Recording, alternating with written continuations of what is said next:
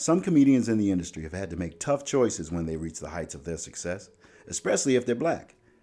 Becoming caricatures of themselves or pushing forward racial stereotypes instead of satirizing them is always in the back of their mind when performing. Don't I know it? This happened with Stepin Fetchit, the first black millionaire actor. He made his fortune playing up to the coon archetype, making himself look lazy and uneducated. While he was celebrated for being on screen early in his career, the shtick eventually got old and people got tired of him. A similar story of promoting stereotypes happened with Dave Chappelle, which is why he quit the Chappelle Show. He felt like he was making sketches that were funny, but socially irresponsible. When Amos and Andy premiered in July 1951, it received similar criticisms of Stepin Fetchit and Dave Chappelle. Many felt that the show was offensive to blacks and only showed them in a negative light, living up to all the bad stereotypes. The NAACP felt the same way and made it known that they objected to the series. Despite this, Amos and Andy was one of the first TV shows to feature a mostly black cast and made everyone that was on it a bona fide star. However, the cast constantly faced pressure from the blacks and the NAACP, which eventually led to the show's cancellation. One of the show's breakout stars, Tim Moore, played George Kingfish Stevens, became instantly recognizable. As a black man, Moore would often go on talk shows to defend Amos and Andy. He claimed that the show was the first to show black actors as doctors, lawyers, and police rather than waiters or other types of servant roles. But unfortunately, many didn't see it like that. Hi, I'm Zooman Miller, and this is a story you should know. Growing up, Moore had trouble finding a profession that brought him as much joy as entertaining. While performing on medicine shows throughout the country, he also worked as a fly shoer in a stable, a fight manager, horse racing jockey, and a boxer, which he thought was extremely lucrative for a period of time. After having some success in boxing, Moore eventually decided to return to performing. Back in vaudeville, Moore met his first wife, Hester Moore. With the money, he decided to become a tester producer, and in 1921, Moore created one of his most successful productions, Tim Moore's Chicago Follies Tour, which ended up lasting for 4 years. By 1915, Moore's marriage to Hester ended in divorce, and Moore quickly married another vaudeville actress, Gertrude Brown. They also performed together. In 1932, while performing on Broadway for the Blackberries of 1932, Moore and other comedian Mantan Moreland quit the production because they refused to say the dirty lines given to them by the manager. Moore was a clean comedian, meaning he didn't swear on stage or tell any graphic jokes. Now, that's one thing I pride myself on. I never told a smutty joke of any kind.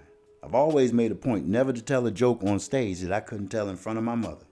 Moore found great success as a Broadway performer, but in 1934, Moore would receive a devastating piece of news. His wife, Gertrude, had passed away due to double pneumonia at the age of 55. As a result, Moore decided to retire from show business. He married Benzonia Davis 7 years later, in 1941, and he got a job working the night shift for a factory where he would make boots and shoes. Moore had officially given up his entertainment lifestyles. Little did Moore know, he was about to receive a call that would lead to the character that would define his career. Amos and Andy began as a radio comedy series broadcasting from Chicago in 1928. It didn't take long for the show to become insanely popular among audiences and quickly went into syndication. The show took place in Harlem, set in black culture, but the radio show was created, written, and voiced solely by 2 white actors, Freeman Gosden and Charles Correll. Amos was naive but honest and hardworking, while Andy was the gullible one with enough self-confidence for the both of them. They were joined by the character George Kingfish Stevens, who often convinced them into get-rich-quick schemes. Television executives saw something lucrative happening and decided to capitalize on the popularity of Amos and Andy. Miller was hired to round out the cast for the show. Because its original creators and voice actors were white, he had to find black actors to take over these roles for television. It wasn't until January 1950, where Moore had briefly come out of retirement to perform at the Apollo Theater and guest star on CBS's Toast of the Town. After appearing at these events, Moore returned home to Rock Island, but the executive Miller had found his contact information and invited him to do a voice test for the new show. Moore had passed and was cast as George Kingfish Stevens, his biggest role since coming out of retirement, and it would become the biggest role of Moore's career. Tim Moore's portrayal as Kingfish turned him into a star. It was the first time in his 50-plus year career that he was known as a household name. Moore started to get recognized by the public more, and it was something that happily surprised him. After performing for live audiences for decades, the widespread reach that came with TV was something that Moore was new to. The entire cast of Amos and Andy reached new levels of stardom once the TV show hit the airwaves. They were the first black TV stars, and they were loved by all audiences. Tim Moore was often singled out, though, and praised for his performances in Amos and Andy. Sammy Davis Jr. was quoted in Ebony magazine as saying, "He had the unique ability in comedy to vault a lot of the build-up in a funny situation with a facial expression or a gesture that told me more than 100 words in the mouth of another comedian." The show began in 1951, but was canceled in 1953 after it received complaints about racial and ethnic stereotyping. Despite accusations of holding up racial stereotypes, the actors on the Amos and Andy show were proud. They claimed that they didn't think that the show was offensive and that this was comedy and not to be taken seriously. Another argument was that the show provided work for the black actors. Shortly after the series premiered in August 1951, the NAACP released a bulletin titled "Why the Amos and Andy Show Should Be Taken Off the Air." The bulletin included 7 points. 1. It tends to strengthen the conclusion among uninformed and prejudiced people that Negroes are inferior, lazy, and dumb and dishonest.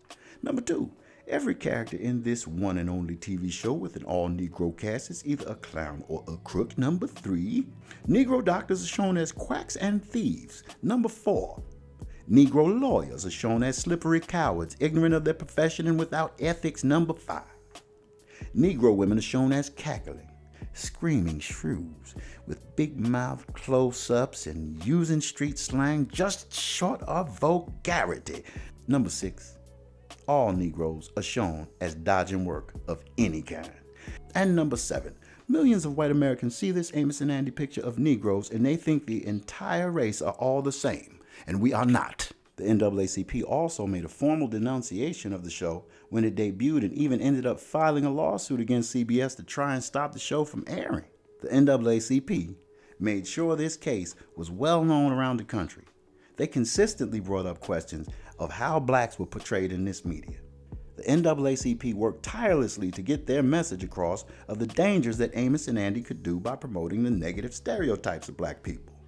Redd Foxx spoke on the criticisms that Tim Moore would get by perpetuating a negative image of African Americans. I worked with Tim Moore at the Apollo, and that man was a true professional, an unforgettable actor. It was comedy. Man, it was laughs.